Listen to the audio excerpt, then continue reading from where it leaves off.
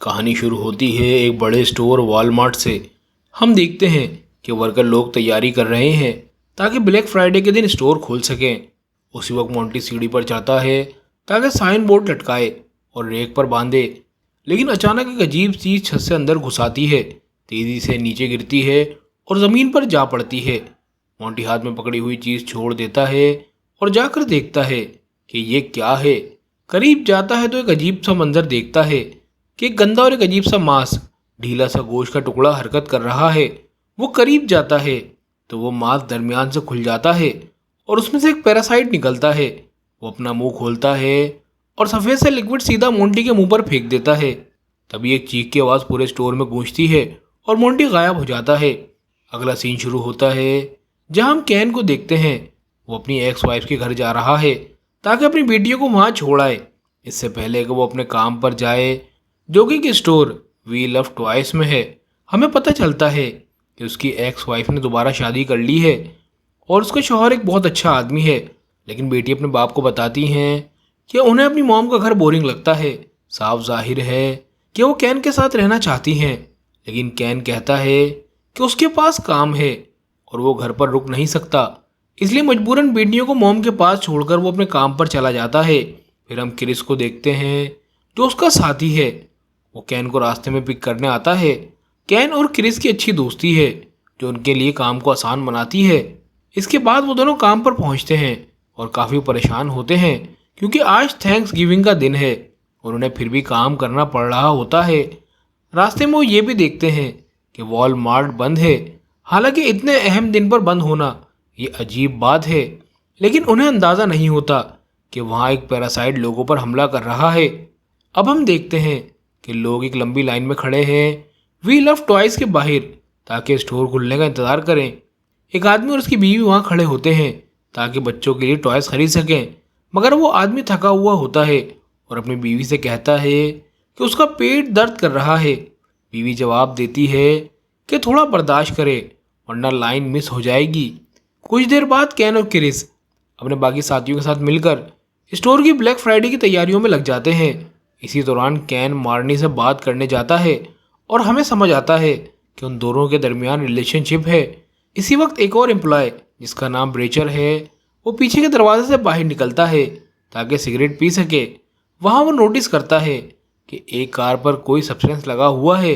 वो करीब जाकर देखता है लेकिन दरवाज़ा गलती से बंद हो जाता है और वो बाहर फंस जाता है। वो दरवाज़ा पीटने लगता है कि शायद कोई सुने, मगर उसी वक्त एक अजीब चीज़ उसके करीब आती है और उस पर हमला कर देती है। अगला सीन फिर अंदर के लड़कों पर जाता है जहां उन्हें बताया जाता है कि आज रात के ब्रेक पर कोई एक्स्ट्रा पे नहीं मिलेगी। हालांकि ये थैंक्स गिविंग की रात है। ये खबर सबको मज़ीद गुस्सा दिला देती है। इधर एक नया एम्प्लॉय है जो पूरा दिन कैन के साथ लगा रहता है, जिससे वो भी परेशान हो जाता है। जब सब तैयारियां ख़त्म हो जाती हैं तो आखिरकार स्टोर का दरवाज़ा खुलते ही लोग पागलों की तरह अंदर भाग आते हैं, हर चीज़ लूटने लगते हैं। अब एम्प्लॉयज़ की जान अदाब में आ जाती है। इसी दौरान क्रिस को एक औरत को हैंडल करना पड़ता है जो उस पर चीख रही होती है। जब वो इसकी प्रॉब्लम सॉल्व करता है तो नोटिस करता है कि मशीन पर कुछ सब्सटेंस लगा हुआ है। दूसरी तरफ मार्नी भी देखती है कि एक आदमी हॉल के बीचों बीच खड़ा उसे घूर रहा है। वो डर जाती है लेकिन इग्नोर करने की कोशिश करती है। सब लोग काम में लगे हुए होते हैं। जब सारे वर्कर मसरूफ़ होते हैं तो एक कस्टमर आकर सांडा की कुर्सी पर बैठ जाता है और हम नोट करते हैं कि वो पैरासाइट इसी कुर्सी के नीचे बैठा है। कुछ देर बाद क्रिस को मसले आने लगते हैं क्योंकि उससे कहा जाता है कि वो जाए और ज़मीन साफ करे जहां लोग बैठे थे, लेकिन हकीकत में वहाँ एक लिक्विड पड़ा है और वो लिक्विड पैरासाइट नहीं गिराया होता है और बहुत से कस्टमर उस पैरासाइट की वजह से मॉन्स्टर में बदल चुके हैं। क्रिस जब सफाई करता है तो वो देखता है कि कुछ बदले हुए वर्कर इस पर हमला करते हैं, मगर वो आखिरी लम्हे पर उनको खुद से दूर कर देता है और उन पर खिलौने गिरा देता है। इसके बाद आर्ची आता है जो दूसरा वर्कर है और वो गोदाम से निकल कर आता है और मंजर देखकर हैरान रह जाता है जो क्रिस ने किया होता है। फिर वो फौरन मैनेजर को खबर देता है जो फैसला करता है कि क्रिस को गोदाम में कैद कर दिया जाए जब तक कस्टमर चले न जाएं। कोई भी क्रिस की बात पर यकीन नहीं करता जब वो कहता है कि कस्टमर ने अचानक इस पर हमला किया।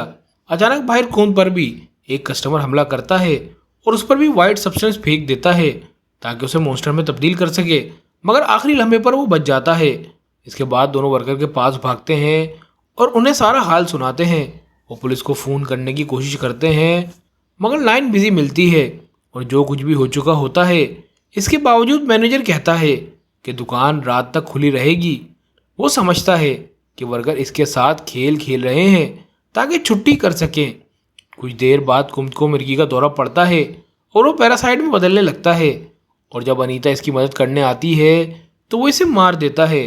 फिर वो मुकम्मल तौर पर एक खौफनाक क्रिएशन में बदल जाता है और बाकियों पर हमला करने लगता है, मगर खुशकिस्मती से आरजू से किलो की बंदूक से मारता है और दुकान से बाहर धकेल देता है। इसके बाद वो साथ वाली दुकान में कॉल करता है ताकि वो उनकी मदद करें, मगर वहाँ पता चलता है कि सारे कस्टमर भी इसी क्रिएचर में बदल चुके हैं। तो वो कोई हल सोचते हैं। कॉल पर मौजूद औरत एडवाइस देती है कि बदले हुए कस्टमर को बाकी लोगों से अलग किया जाए, लेकिन फ़ौरन कॉल कट हो जाती है और वो समझ जाते हैं कि क्रिएचर ने मुकम्मल तौर पर दूसरी दुकान पर कब्जा कर लिया है।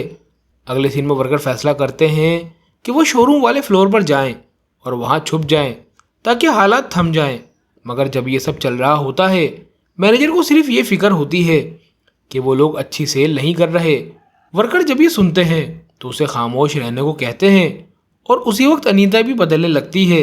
तो सब लोग भागकर सेल्स फ्लोर की तरफ जाते हैं, मगर जैसे ही वो बाहर निकलते हैं तो सामने का मंजर देखकर सदमे में आ जाते हैं, क्योंकि सारा फ्लोर खून से भरा हुआ होता है और एक बदला हुआ कस्टमर एक लाश पकड़े घसीट रहा होता है। तब आर्ची, ब्रायन और क्रिस देखते हैं कि दूसरे कस्टमर भी दुकान की तरफ आ रहे हैं, तो वो अपनी जान को खतरे में डालकर दरवाज़ा बंद करते हैं। वो बाकी सबको मौका देता है कि पीछे वाले गोदाम की तरफ भाग जाए। इस दौरान किन वॉशरूम जाता है और वहाँ एक विस्की की बोतल निकालता है जो इसने छुपाई हुई थी। मैनेजर भी इसके साथ होता है। वो देखता है कि किन कुछ ढूंढ रहा है, तो वो इससे पूछता है कि वो क्या कर रहा है।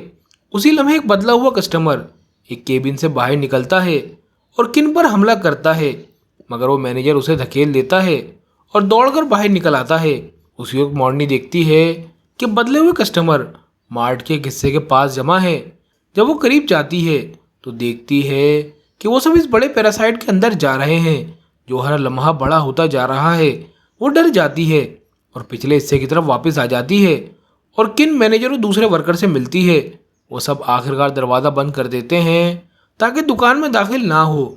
अचानक एक पुलिस की गाड़ी आती देखती है तो आखिरकार सुकून का सांस लेती है कि कोई उनको बचाने आया है, मगर वो खुश भी नहीं हो पाती कि पुलिस की गाड़ी दुकान के अंदर दाखिल हो जाती है और शीशे तोड़ देती है, और यह हरकत पैरासाइट को अंदर आने में मदद देती है।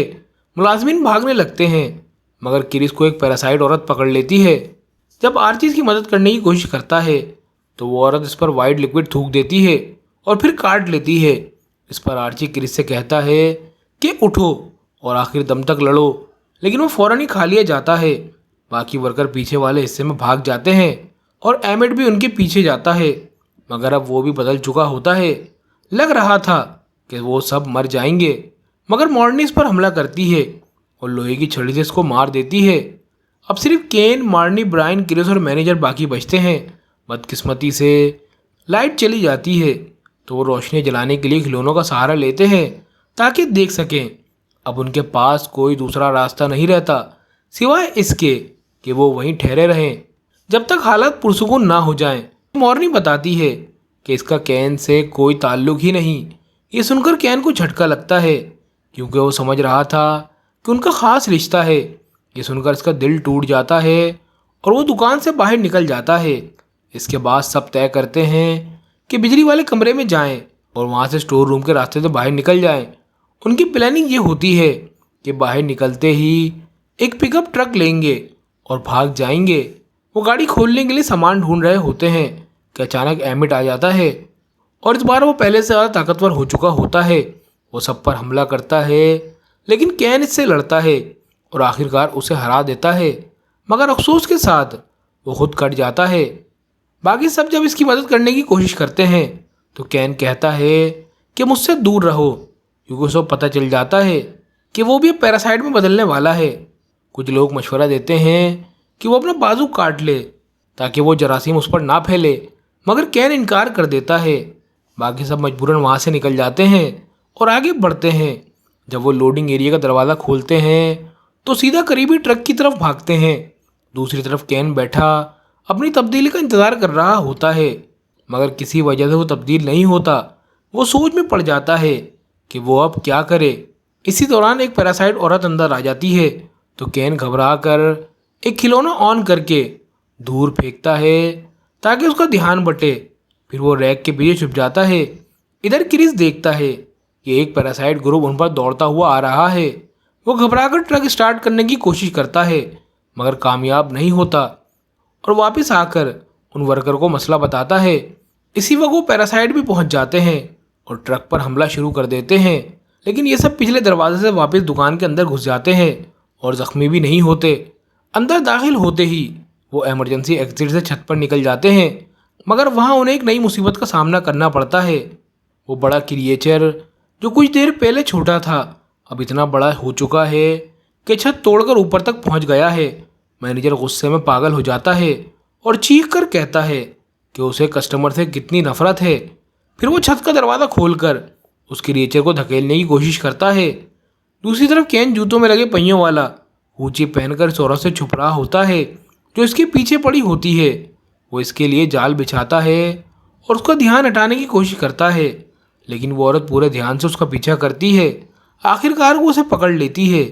तब केन को पता चलता है कि ये वही औरत है जो चीख रही थी, जिसकी वो मदद करना चाहता था। वो औरत केन को क्रिएचर के पास ले जाती है, लेकिन केन जूते से उसे मारता है और वहाँ से भाग जाता है। ब्रायन और मॉर्नी छत से गिरते गिरते नीचे जा पड़ते हैं, लेकिन खुशकिस्मती से वो कूड़े के ढेर पर गिरते हैं, इसलिए उन्हें कुछ नहीं होता।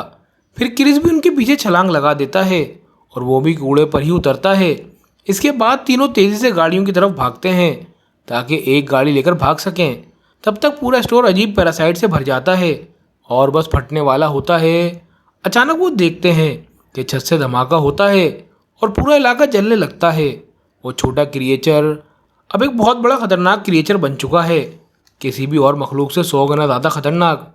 तब ब्रायन गौर करता है कि ये क्रिएचर दरअसल तमाम क्लाइंट से बना है और वो कहता है कि वो अपनी स्किल से उनसे बात कर सकता है। कि बाकी सब यकीन नहीं करते और खामोशी से उस क्रिएचर की तरफ बढ़ता है जैसे अपने क्लाइंट से डील करने जा रहा हो।